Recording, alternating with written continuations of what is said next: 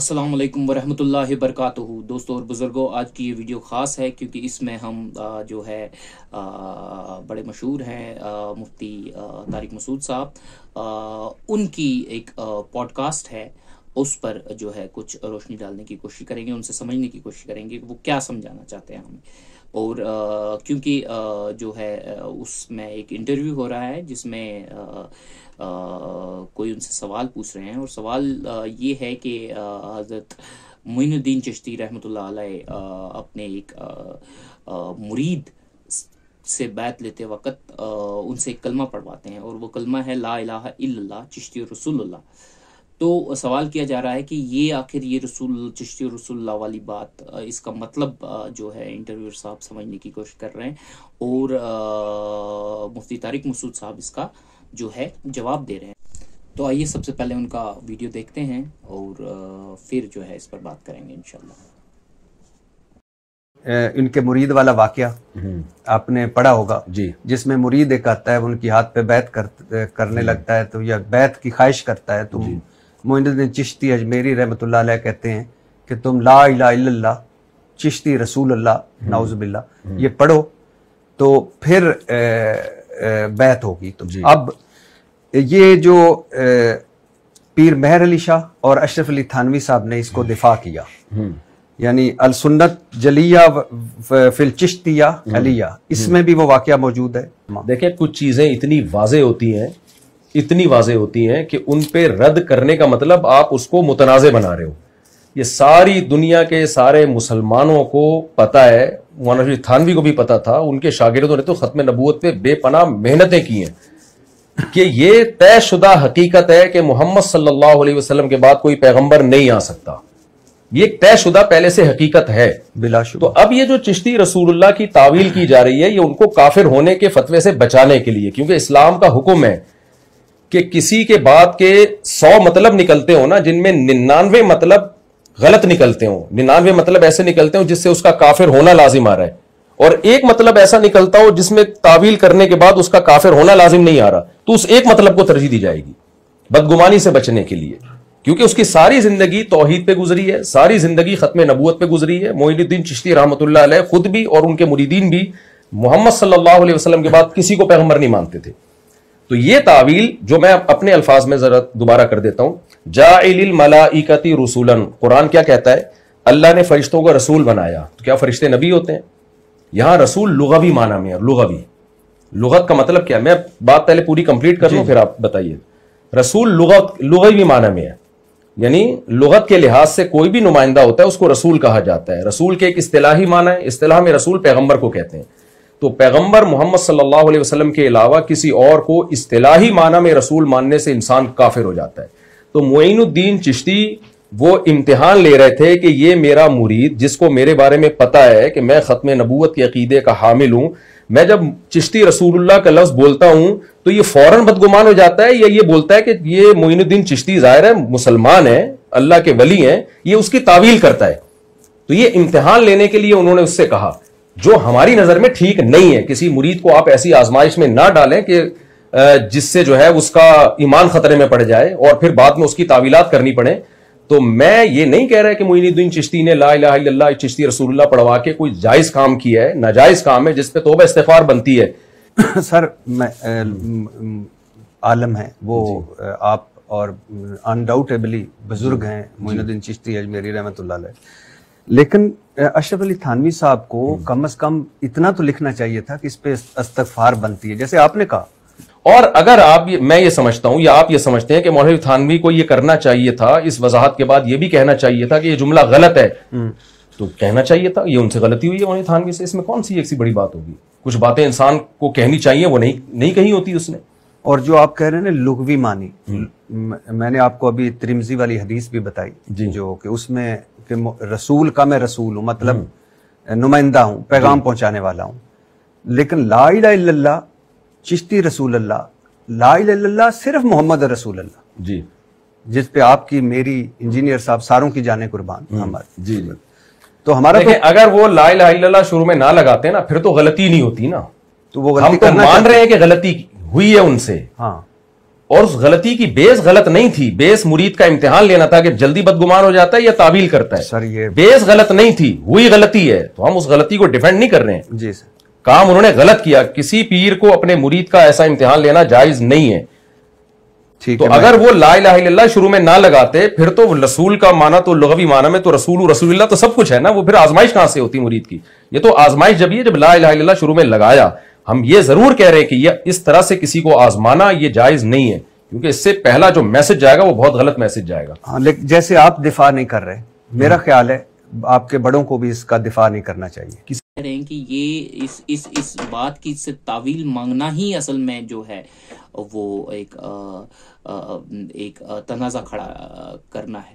یہ تو ایک صاف بات ہے کہ معین الدین چشتی صاحب نے زندگی بھر جو ہے وحدانیت کی تبلیغ کی، اور جو ہے ختم نبوت پر ان کا پورا یقین تھا، ان کے جو طلباء تھے ان کا بھی پورا یقین تھا. ہم مانتے ہیں، ہم پوری ان سے ایگری کرتے ہیں کہ یہ حقیقت ہے کہ حضرت معین الدین چشتی نے ہمیشہ جو رحمۃ اللہ علیہ نے ہمیشہ جو ہے وحدانیت کی جو ہے وحدانیت کی تبلیغ کی، اور جو ہے خاتم النبیین پر ان کا پورا یقین تھا. تو سوال یہاں پیدا ہوتا ہے کہ پھر جو ہے یہ ایسا کلمہ پڑھانے کی آپ کو کیا ضرورت پڑی؟ جس کے جواب میں مفتی مسعود اختر صاحب جو ہے وہ یہ کہتے ہیں کہ یہ تو صاف صاف ہے کہ اس کی جو ہے تعویل کی جانی چاہیے، اور اس کی تعویل بالکل کلیئر ہے کہ یہ جو ہے لغوی معنوں میں استعمال کیا گیا ہے. جو رسول کے جو لغت میں جو اس کے معنی ہیں کہ ایک جگہ سے دوسری جگہ پیغام پہنچانے والے کو جو ہے رسول کہا جاتا ہے، اور اسی رنگ میں جو انہوں نے کیا ہے. اور وہ اپنے اس مرید کی آزمائش لے رہے تھے کہ کیا یہ مرید جو ہے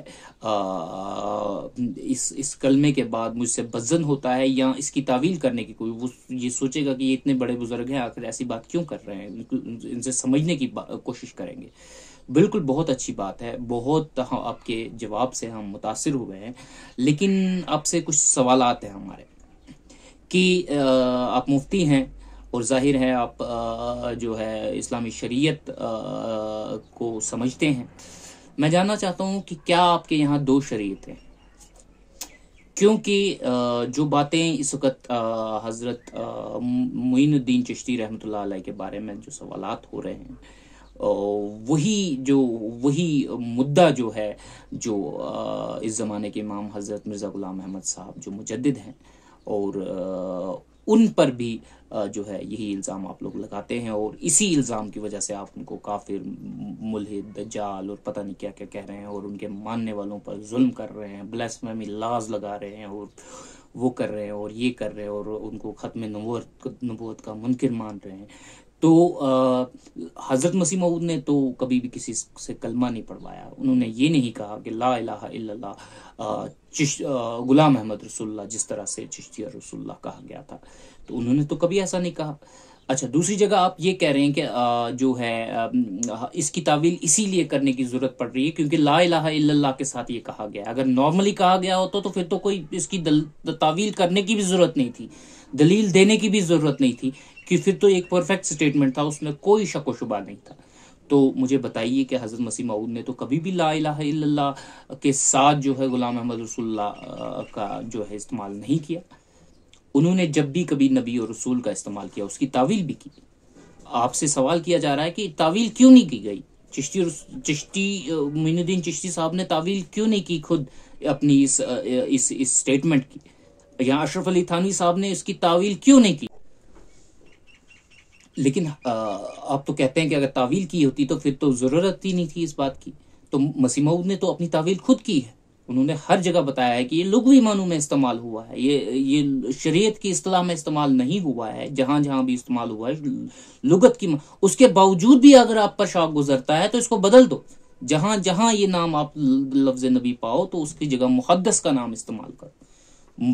جو اللہ کی طرف سے خبر پا کے کوئی بات کہتا ہے اس کو جو ہے نبی کے آئندہ زمانے کے بارے میں، جیسے جنگ عظیم کی پیشگوئی ہے، جنگ یا لیکرام آریہ والی ہے یا تعاون والی ہے، یہ پیشگوئیاں ہیں.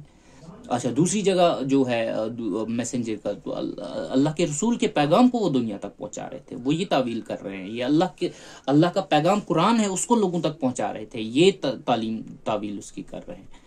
تو مجدد کا کام ہوتا ہے کہ وہ جو ہے تجدید دین کرے، دین کو جو ہے شرک اور بدعت سے جو ہے پاک کرے، صاف کرے۔ وہ شرک اور بدعت جو میں 2 سال پہلے اجمیر میں گیا تھا اور وہاں میں نے دیکھا اور میں نے کان پکڑے، وہ کس قسم کا شرک وہاں ہو رہا ہے، جبکہ حضرت معین الدین چشتی رحمۃ اللہ علیہ ان نے تو کبھی شرک کی تعلیم نہیں دی، لیکن ان کے مزار پر شرک کی جو تعلیم دی جا رہی ہے، وہاں شرک کیا جا رہا ہے۔ لیکن وہاں جو ہے وہاں کے لیے دوسری شریعت ہے، وہاں تعویل کی جانی چاہیے، وہاں 100 میں سے 99 والا فارمولا لگے گا کہ 100 میں سے جو ہے 99 تعویلیں بھی اگر کفر کی طرف لے جاتی ہے اور ایک تعویل بھی اگر ایمان کی طرف لے جاتے ہیں، تو ہم ایمان والی تعویل لیں گے اور شرک والی جو کفر والی تعویلیں ہیں ان کو خارج کر دیں گے۔ تو کیا حضرت مسیح موعود کے لیے یہ فارمولا جو ہے امپلیمنٹ نہیں ہوتا؟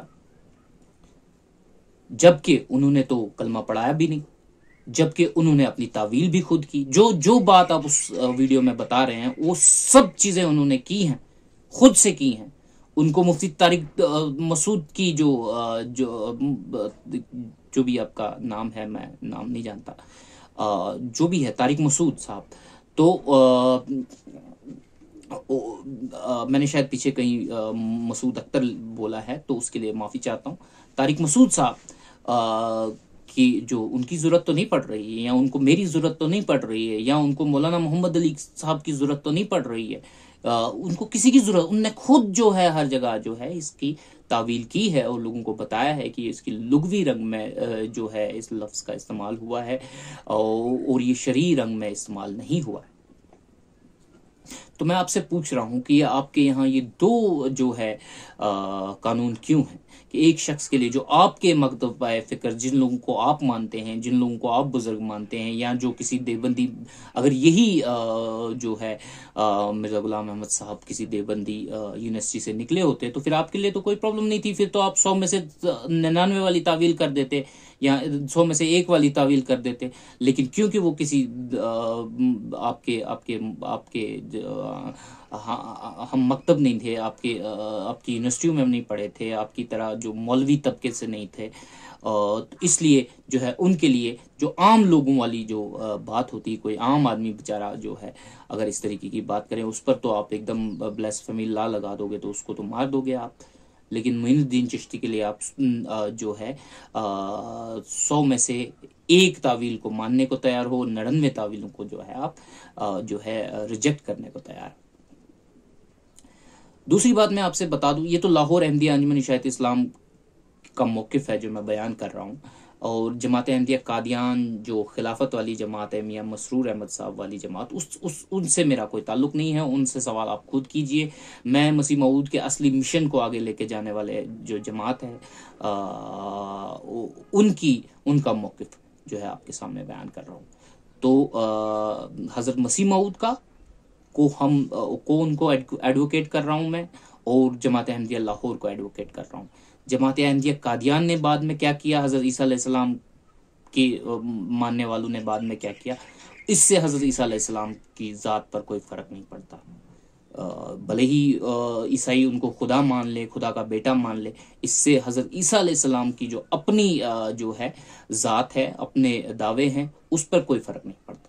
تو میرا آپ سے یہی ہے کہ اگر آپ یہ تعویل کا جو سلسلہ ہے 99 اور 100، یہ حضرت مسیح موعود پر کیوں نہیں لگاتے؟ آپ نے پارلیمنٹوں میں جو ہے حضرت مسیح موعود پر کفر کے دعوے فتوے کیوں لگا دیا؟ آپ نے احمدی ان کے ماننے والوں پر اتنا ظلم کرنا کیوں شروع کر دیا؟ آپ نے مسجدوں کو توڑنا کیوں شروع کر دیا؟ آپ نے کلمے کیوں مٹائے؟ کیا یہ بلاسفیمی نہیں ہے کہ آپ نے کلمے مٹا دیے؟ یہ بلاسفیمی نہیں ہے کہ آپ نے شاعر اللہ مسجد جو خدا کا گھر ہوتا ہے اس کو توڑ دیا، مینارے توڑ دیا آپ نے، محراب توڑ دیا آپ نے؟ تو کیا یہ بلاسفیمی نہیں ہے؟ کیونکہ بلاسفیمی صرف عام لوگوں کے لیے ہے اور مولوی صاحبان اور بزرگوں کے لیے کوئی بلاسفیمی نہیں ہے۔ تو میرا آپ سے سوال ہے. دوسرا یہ کہ آپ تو خود جو ہیں جو ہے کسی پر الزام نہیں لگا سکتے، کیونکہ آپ ختم نبوت پر خود یقین نہیں رکھتے. آپ کا عقیدہ ہے کہ حضرت عیسیٰ علیہ السلام زندہ آسمان پر ہیں اور وہ آخری زمانے میں دنیا میں آئیں گے. آخری زمانے میں دنیا میں آئیں گے تو کیا جو ہے ختم نبوت کی مہر نہیں ٹوٹتی؟ میرا سوال ہے آپ لوگوں سے کہ کیا اس وقت ختم نبوت کی مہر ٹوٹے گی؟ نہیں. ایسی ڈسکشن بہت ہوئی ہے میری آپ لوگوں کے ساتھ. کچھ لوگ کہتے ہیں کہ نہیں جی وہ امام بن کر آئیں گے، وہ اپنی نبوت چھوڑ کے آئیں گے، اللہ تبارک و تعالیٰ ان سے نبوت چھین لے گا. خیر تو یہ تو ایک بہت بڑا بہتان ہے حضرت عیسیٰ علیہ السلام پر کہ ان سے ان کا نبوت کا جو ہے مقام کیوں چھینا جائے. لیکن جو ہے چلو فار دا ٹائم بینگ ہم مان لیتے ہیں کہ ان سے جو ہے ان کا نبوت کا جو مقام چھین کر ان کو امتی بنا کر جو ہے دنیا میں بھیجا جائے گا، ایک امام بنا کر. تو میرا سوال ہے آپ لوگوں سے کہ اگر آپ وہ امتی بن کر آئیں گے تو ان سے کیا کہہ کر مخاطب کریں گے؟ آپ کیا ان کو آپ یا امام کہیں گے یا رسول اللہ کہیں گے؟ کیونکہ اگر ان کو آپ امام کہیں گے تو یہ قرآن کی اس آیت کو جو ہے کا کیا کریں گے؟ آپ سری رنگ میں حضرت عیسیٰ علیہ السلام کو نبی مانتے ہیں، اور اگر آپ ان کو یا رسول اللہ کریں گے تو کیا یہ جو ہے ختم نبوت کی آیت کو جو ہے اس کی مہر کو جو ہے نہیں توڑتا؟ آپ کے پاس کھڑے ہونے کے لیے کوئی جگہ نہیں بچی ہے. آپ اپنے جال میں خود پھنس گئے ہیں. جواب دیجئے، ان باتوں کا جواب دیجئے. لوگوں کو گمراہ نہ کریں. لوگوں کو قرآن پڑھنے سے روکتے ہیں آپ لوگ. آپ یہ کہہ رہے ہیں کہ آپ قرآن پڑھیں گے تو آپ گمراہ ہو جائیں گے. حضرت مرزا صاحب نے لوگوں کو قرآن کی طرف تعلیم دی. انہوں نے کہا کہ آپ قرآن پڑھو، خود پڑھو، سمجھو. اسی لیے حضرت مرزا غلام احمد کے ماننے والے جو لوگ ہیں، احمدی جو کہلاتے ہیں، وہ قرآن پڑھتے ہیں، قرآن سمجھتے ہیں. آپ کے لوگ نہیں سمجھ پاتے کیونکہ آپ ان کو پڑھنے ہی نہیں دیتے. آپ کہہ رہے ہو کہ قرآن پڑھ کے آپ گمراہ ہو گے. قرآن خدا نے ہدایت کے لیے پیدا کیا ہے کہ گمراہی کے لیے پیدا کیا ہے؟ تو یہ عام لوگوں سے بھی میری گزارش ہے کہ آپ قرآن پڑھیں، قرآن سمجھیں، ان مولویوں کے چکر میں نہ پڑے. یہ آپ کو جو ہے یہ ان کو اپنی دکان، حضرت مسیح موعود نے آخر کیا کیا؟ انہوں نے ان کی دکانیں بند کر دی. اتنی جو یہ ان کا بغض ہے اور حسد ہے حضرت مرزا غلام احمد صاحب سے، وہ اسی لیے ہے کیونکہ ان لوگوں کی دکانیں جو ہیں بند کر دی گئی. اگر آپ جو ہے مسیح موعود کو مانتے ہیں، آپ مرزا غلام احمد کو امام وقت کا امام مانتے ہیں، تو آپ کو کسی مولوی کے پاس جانے کی ضرورت نہیں ہے.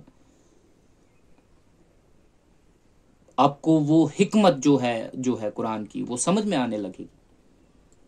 کیونکہ اس طریقے سے امام الزمان ان کا کام وہی ہے نا. خدا نے اسی کام کے لیے ان کو مابوس کیا ہے، ایک مجدد کی شکل میں، نہ کہ ایک نبی کی شکل میں. تو اس کام کو جو ہے کرنا انہی کا کام تھا، اور جو ان سے سیکھے گا وہی سیکھے گا. جو ان سے نہیں سیکھے گا، جو وقت کے امام سے نہیں سیکھے گا، وہ گمراہ رہے گا. گمراہ اس لیے نہیں رہے گا، جاہل رہے گا. وہ اس لیے رہے گا کیونکہ اللہ نے جو انتظام رکھا ہے آپ اس انتظام کے خلاف جا رہے ہیں. یہ تو اللہ کے خلاف لڑائی لڑ رہے ہیں آپ لوگ. اللہ نے ایک انسان کو چنا کہ ہاں جی تم لوگوں کو، آپ تو کہہ رہے ہو نہیں ہمیں تو سیکھنے کی ضرورت ہی نہیں ہے اس سے، ہم تو خود سیکھ لیں گے. تو مطلب آپ خدا کے فیصلے کے خلاف جا رہے ہو نا. تو اب ان سے دشمنی نکالنے کے لیے، کیونکہ انہوں نے آپ کی دکانیں بند کر دی، آپ اگر لوگوں نے قرآن پڑھنا شروع کر دیا تو مفتی طارق جمیل کی تو ضرورت ہی نہیں پڑے گی کسی کو. تو پھر مفتی طارق جمیل کو کون مانے گا، یا کسی اور اسکالر کو کون مانے گا؟ ضرورت ہی نہیں ہے، کیونکہ سب لوگ قرآن پڑھیں گے، سب قرآن والے، سب مفتی ہو جائیں گے. تو یہ بات سمجھنے کی ضرورت ہے کہ مسلمان کو جو ہے قرآن سے گائیڈنس لینی ہے، قرآن سے سیکھنا ہے. قرآن آپ کو ہدایت دے گا، وہ آپ کو کبھی گمراہ نہیں کرے گا. لیکن اس کے لیے تقوی شرط ہے. ذالک الکتاب لا ریب فیہ ھدی للمتقین.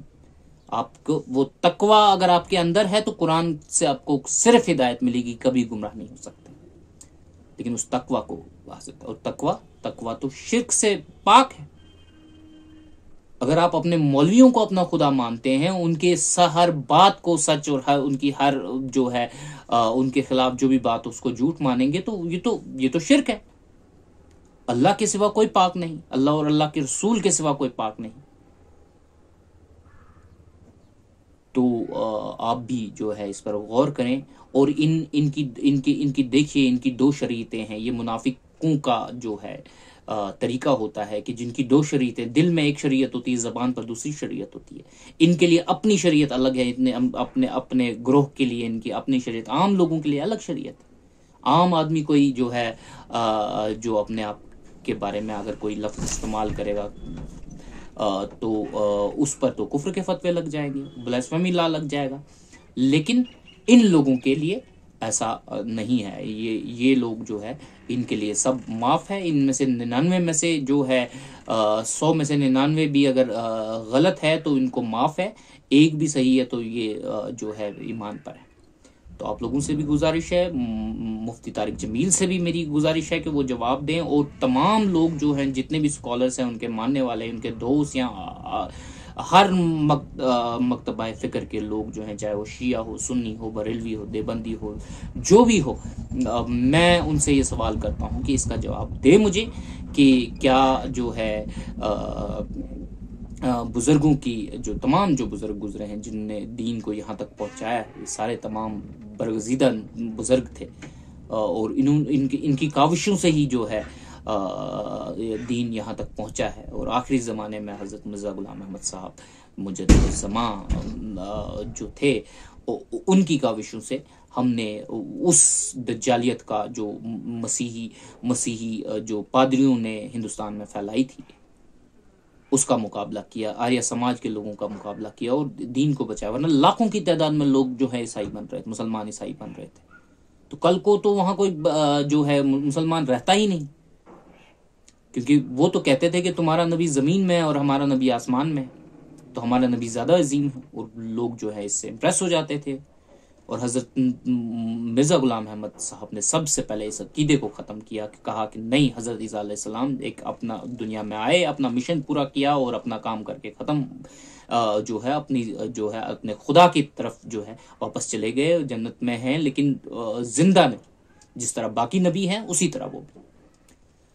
تو اس سے جو ہے پادریوں کا وہ جو ان کا آرگیومنٹ تھا اس کا کلا کما کر دیا. تو یہ باتیں ہیں، ان کو سمجھنے کی کوشش کریے. اور ان مفتی طارق جمیل، میں آپ کی عزت کرتا ہوں، آپ دین کا کام کر رہے ہیں کسی طریقے سے، لیکن جو ہے اللہ کے ماموروں کے خلاف جب آپ کوئی بات کریں گے تو ذرا سمجھ لیں کہ یہ اللہ کے ساتھ جنگ ہوگی. اللہ کے مامور کے ساتھ جنگ اللہ کے ساتھ جنگ ہوگی. تو اللہ کے ساتھ جنگ نہ کریں، ابھی بھی توبہ کر لیں اور جو ہے احمدیوں پر ظلم کرنا چھوڑ دیں. اور احمدیوں پر یہ کفر کے فتوے، ہمیں کوئی فرق نہیں پڑتا، آپ ہمیں کو کافر بولو دجال بولو، کوئی فرق نہیں پڑتا. یہ آپ کو فرق پڑے گا،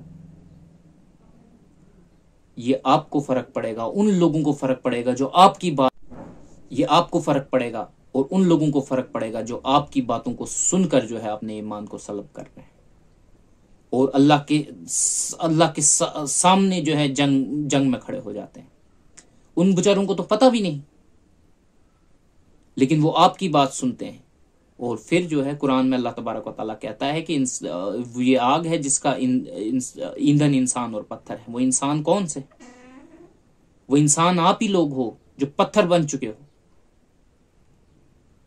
پتھر دل ہو چکے ہو تم، کہ اللہ کے مامور کے خلاف تم جو ہے کفر کے فتوے لگا رہے ہو، ان پر ظلم کر رہے ہو، ان پر زیادتیاں کر رہے ہو، ان کے ماننے والوں پر زیادتیاں، کلمے مٹا رہے ہو، مسجدوں تو توڑ رہے ہو، محراب ہٹا رہے ہو، شعائر اللہ کو.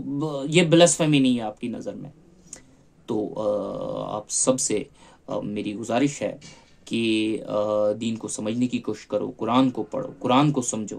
وقت کے امام کو اگر آپ نہیں ماننا چاہتے، نہ مانیے، لیکن اللہ کے مامور کو اور وقت کے امام کے خلاف کھڑے نہ ہو، جنگ میں کھڑے نہ ہو.